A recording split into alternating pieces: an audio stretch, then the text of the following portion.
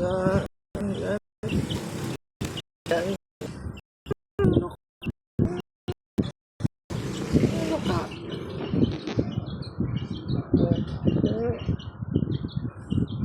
Ano kasi ketchup. Tulog ka na doon. Hindi ka dito. Hindi ka pwede dito.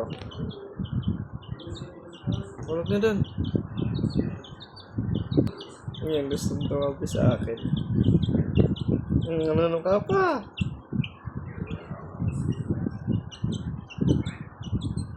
Ano na matulog?